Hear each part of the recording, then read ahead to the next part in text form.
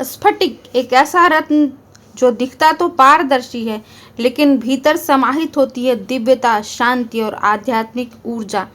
इसी स्फटिक से बनती है स्फटिक की माला, जो विशेष रूप से माँ लक्ष्मी और माँ सरस्वती की साधना में प्रयोग की जाती है। माँ लक्ष्मी की कृपा पाना चाहते हैं तो इस माला से आप ओम श्री महालक्ष्मी नमः मंत्र का जाप कीजिए।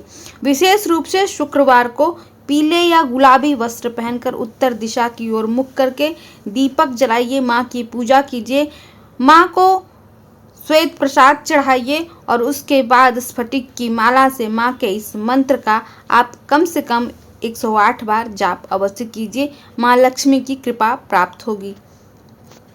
स्फटिक की माला का एक और प्रयोग है, यदि आप विद्या प्राप्त करना चाहते हैं, विद्या में बाधा है, कैरियर में सफलता पाना चाहते हैं, माँ सरस्वती का आशीर्वाद पाना चाहते हैं, तो आप इसी स्फटिक की माला से माँ सरस्वती के मंत्र का जाप कीजिए। ओम सरस्वत्यै नमः। इस मंत्र के जाप से आपकी विद्या में जो भी बाधाएं होंगी वो धीरे धीरे दूर होने लगेंगी। स्फटिक की माला की विशेषता है इसकी शुद्धता और शीतलता।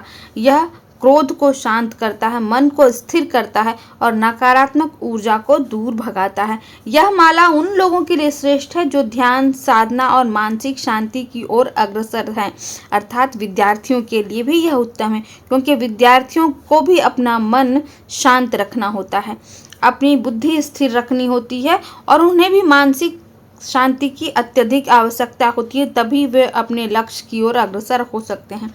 साधना का समय प्रातः काल या रात्रि का शांत क्षण हो सकता है।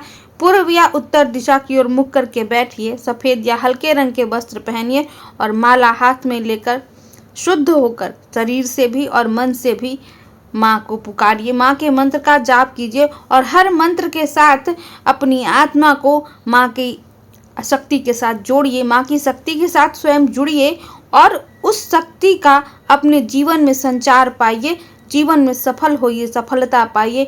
माँ के आशीर्वाद के बिना, ईश्वर की कृपा के बिना जीवन में कोई सफलता प्राप्त नहीं हो सकती। आप कर्म करते रहिए और ईश्वर पे आस्था सदैव बनाए रखिए, आपको सफलता अवश्य मिलेगी एक दिन। स्फटिक की माला एक सेतु है आपके और आपके ईश्वर के बीच। ये जप विधियाँ या माला या पूजा पाठ या स्तोत्र पाठ, ये सब एक सेतु है आपके और आपके ईश्वर के बीच। आप इन सब माध्यम से अपने ईश्वर के साथ जुड़ते हैं और उन तक आपकी बात पहुंचती है और वो आपके सहायक बनते हैं। चैनल को सब्सक्राइब अवश्य कीजिएगा। धन्यवाद।